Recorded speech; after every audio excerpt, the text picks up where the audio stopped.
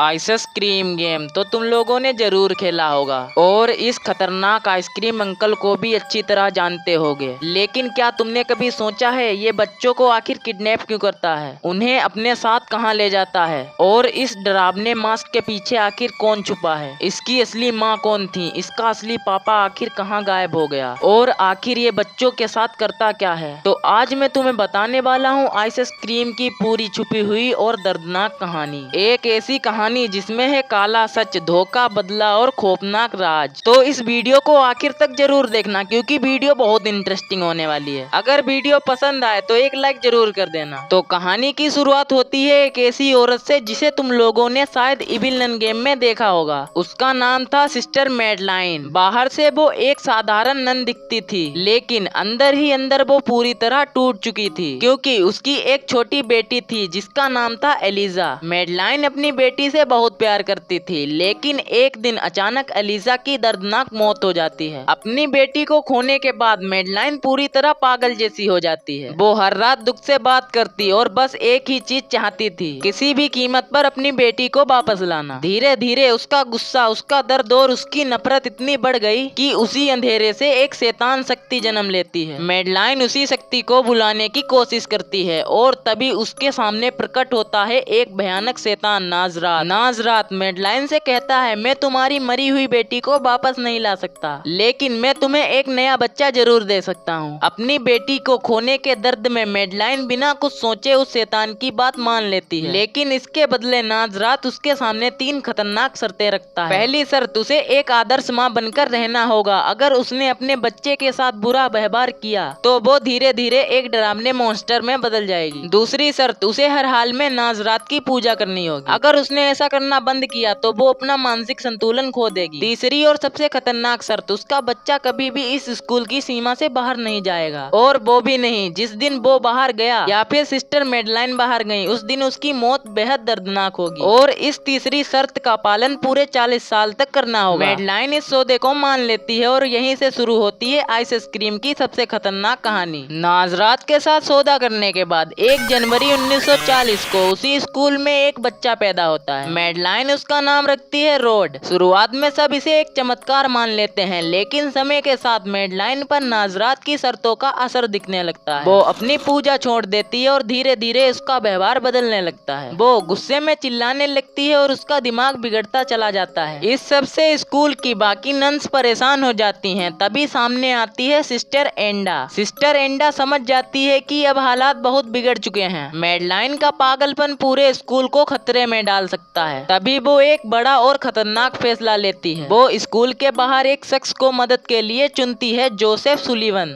Joseph वही आदमी था जो स्कूल में आइसक्रीम सप्लाई करता था। सिस्टर एंडा उसके पास जाती है और उससे साफ कहती है कि अब इस बच्चे को इस जगह से निकालना जरूरी है, लेकिन जोसेफ मना कर देता है। फिर इसके बदले वो जोसेफ को देती है अपने पास जो भी जमा पैसा था, स्कूल की बैन की चाबी और अपनी पूरी जमा पूंजी। कहती है, इससे तुम फैक्ट्री खोल लेना। उसका एक ही मकसद था, रोड को इस डर और पागलपन से दूर सुरक्षित जगह पहुंचाना। सिस्टर एंडा का फैसला काम कर जाता है। जोसेफ सुलिवन उस बच्चे रोड को लेकर स्कूल से बाहर निकल जाता है, लेकिन ये सब सिस्टर मैडलाइन देख लेती है और सब नन को मार डालती है। अब कहानी आती है अप्रैल 1953 पर। रोड अब 12 साल का हो चुका था। वो जोसेफ को ही अपना पिता मानता था और उसकी तरह बड़ा होकर आइसक्रीम बनाने का सपना देखता था। एक दिन जब जोसेफ काम से वापस आता है, रोड उससे पूछता है कि क्या वो उसकी स्पेशल आइसक्रीम खा सकता है, लेकिन जोसेफ उसे स्ट्रिक्टली मना कर देता है और उस डिब्बे की चाबी लेकर बाहर चला जाता है। जाते जाते उसकी जेब से वही चाबी गिर जाती है और वो ध्यान नहीं देता। रोड अनजाने में उसी चाबी से एक बॉक्स खोल देता है और उसमें रखी होती है वही स्पेशल आइसक्रीम, जिसे वो खा लेता है। कुछ ही देर में उसके शरीर में अजीब सा रिएक्शन होने लगता है और वो धीरे धीरे एक मोटे बच्चे में बदलने लगता है। स्कूल में उसे बच्चे चिढ़ाने लगते हैं और यहीं से रोड के अंदर गुस्सा और बदले की आग शुरू हो जाती है। 31 दिसंबर 1955 इस दिन जोसेफ सुलिवन एक कार एक्सीडेंट में मारा जाता है, लेकिन ये कोई साधारण हादसा नहीं था, इसके पीछे पूरी साजिश थी। सिस्टर मैडलाइन जो पूरी तरह इविल नन बन चुकी थी, चर्च की हेड नन सिस्टर फिलिपा को शक हो गया था कि चर्च में कुछ गड़बड़ है, इसीलिए वो वहाँ देखने जाती हैं और वो वहाँ पहुँचती हैं। तभी वहाँ सिस्टर मैडलाइन उन्हें अपने बस में कर लेती है और उन्हें उन्हें इस पूरी साजिश का हिस्सा बना देती हैं। इसी साजिश के तहत जोसेफ का कार एक्सीडेंट कराया जाता है और उसकी मौत हो जाती है। अब रोड पूरी तरह अकेला रह जाता है। तभी एक नन उसके घर का दरवाजा खटखटाती है और एक लेटर छोड़ जाती है जो कि उसकी माँ सिस्टर मैडलाइन का होता है। फिर शुरू होता है एक ऐसा खतरनाक सिलसिला 17th बर्थडे से 24th बर्थडे तक। हर साल रोड को एक एक करके खत मिलते रहते हैं। हर खत में सिर्फ एक ही बात होती है, जोसेफ के खिलाफ जहर और भड़काने वाली बातें। धीरे धीरे ये खत उसके दिमाग में शक भर देते हैं और उसका भरोसा टूटता जाता है। हर साल के साथ उसका गुस्सा बढ़ता जाता है और बदले का बीज उसके अंदर और गहरा होता जाता है। अब रोड अकेला हो जाता है और उसके अंदर सिर्फ एक ही चीज बचती है, नफरत और बदला। अब रोड 25 साल का हो चुका था। ये आखिरी साल था और इस बार कोई साधारण खत नहीं था। ये उसकी असली माँ सिस्टर मैडलाइन की तरफ से एक खतरनाक किताब थी। इस किताब में लिखा था एक खतरनाक शैतानी आइसक्रीम का फार्मूला। ऐसी आइसक्रीम जो किसी भी इंसान के शरीर को धीरे धीरे बदल देती है। पहले उसका शरीर भारी और मोटा होने लगता है, फिर ताकत कम हो जाती है और धीरे धीरे इंसान बिल्कुल कमजोर पड़ जाता है। और इसी फार्मूले में एक और डरावना हिस्सा था कि सही केमिकल प्रोसेस से इंसान को बर्फ जैसी अवस्था में जमाया भी जा सकता है, यानी वो जिंदा तो रहेगा पर पूरी तरह स्थिर और बेबस हो जाएगा। रोड समझ गया कि उसने भी वही आइसक्रीम खाई थी जिससे उसका शरीर बदल गया था और वो मोटा हो गया था। अब उसके अंदर सिर्फ एक ही सोच बची थी, बदला लेना। कुछ समय बाद वो अपने पिता की पुरानी फैक्ट्री का मालिक बन जाता है और वहाँ एक खतरनाक जगह बनाता है, एक्सट्रैक्शन रूम, जहाँ बच्चों को लाकर उसी शैतानी फार्मूले का इस्तेमाल किया जाने लगा। और फिर वो सिस्टर एंडा की दी हुई पुरानी बेन को मॉडिफाई करता है और उसे एक खतरनाक आइसक्रीम बेन में बदल देता है। अब कहानी आती है दिसंबर 1992 पर। रोड एक मोहल्ले से मोटे बच्चे चार्ली को उठाता है जिसे हमारा मेन कैरेक्टर जे ब्राउन बचा लेता है। 2 दिन बाद रोड चार्ली की बहन लिज को किडनैप कर लेता है। जे उसे बचाने की कोशिश करता है लेकिन लिज डर के मारे बेन से कूद नहीं पाती। और जब रोड लिज को लेकर जा रहा होता है तभी उसका दोस्त माइक दूर से एक खत फेंकता है। उस लेटर की शीशी में लिखा होता है आई लव यू, जो कि एक नाले में गिर जाती है। इसके बाद माइक एक इलेक्ट्रोगन लेकर आता है। वो रोड के सामने चला जाता है लेकिन रोड उसकी गन में हाथ मारकर उसे दूर गिरा देता है और उसके मुंह में जबरदस्ती आइसक्रीम ठूस देता है जिससे माइक मोटा और कमजोर बन जाता है। जे ब्राउन ये सब देख लेता है और रोड माइक को पकड़ ले जाता है। इसके बाद धीरे धीरे जे अपने सभी दोस्तों को एक एक करके रोड के चंगुल से बचा लेता है और फिर सभी दोस्त एक साथ बेन के अंदर आ जाते हैं। लेकिन तभी रोड बेन का दरवाजा खोल देता है। जे सबसे पीछे छुपा था इसीलिए वो पकड़ में नहीं आता। रोड गुस्से में लिज, चार्ली और माइक को फ्रीज कर देता है लेकिन उसी समय उसका मोटा करने वाला सिगरेट फार्मूला वहीं गिर जाता है। जे उसे उठा लेता है और बेन से कूद जाता है। घर जाकर उस फार्मूला को वह पी लेता है जिससे उसका शरीर धीरे धीरे भारी और मोटा होने लगता है और फिर आखिर में रोड उसे पकड़ लेता है। फिर आगे रोड उसे फैक्ट्री ले जाता है। फैक्ट्री पहुंचकर जे अपने तीनों दोस्तों को एक एक करके आजाद करता है और तीनों दोस्त कंट्रोल रूम में आ जाते हैं। लेकिन चार्ली रास्ते में केक खाने लगता है जिससे रोड उसको देख लेता है और उसका पीछा करने लगता है। तभी वो कंट्रोल रूम में आकर गेट बंद कर लेता है। तभी रोड यह सब देख लेता है और बाहर से गुस्से में लात मुक्के मारने लगता है। फिर सीन बदलता है। हमें दिखाया जाता है कि सिस्टर मैडलाइन चर्च से बाहर आ जाती हैं क्योंकि उन्हें पता चल जाता है कि रोड की जान खतरे में है। लेकिन वो यह भूल जाती हैं कि अगर वो चर्च की सीमा से बाहर आ जाएंगी तो रोड और उसके साथ कुछ बहुत बुरा हो सकता है। तभी अंदर फैक्ट्री में चारों दोस्त दरवाजे को पकड़कर खुद को बचाने की कोशिश कर रहे होते हैं। फिर जे सोफे के नीचे एक खुफिया रास्ता ढूंढ लेता है और उसी से अपने सभी दोस्तों को बाहर निकाल देता है। इधर रोड पूरी फैक्ट्री में लॉकडाउन लगा देता है। फिर माइक को एक मैप मिलता है जिसके जरिए चारों दोस्त फैक्ट्री के 3 मेन जनरेटर्स को ब्लास्ट कर देते हैं और पूरा लॉकडाउन सिस्टम बंद हो जाता है। इसके बाद सभी लोग मौके का फायदा उठाकर वहाँ से भाग जाते हैं। लेकिन तभी रोड देखता है कि उसकी बहन वापस आ रही है। यह देखकर वो और भी ज्यादा गुस्से में आ जाता है। असल में जे, चार्ली, माइक और लिज वापस इसीलिए आए थे क्योंकि रोड ने बच्चों को एक जार में पर्पल पॉइजन में बंद करके रखा था। सब लोग मिलकर उस कमरे में घुसते हैं और सिस्टम को खराब कर देते हैं। सभी बच्चे आजाद हो जाते हैं। फिर जे, माइक, चार्ली, लिज गन के साथ आगे बढ़ते हैं लेकिन मुख्य दरवाजे को खोलने पर सामने खड़ा होता है रोड। रोड तुरंत अपनी आइस कैनन पर चढ़ जाता है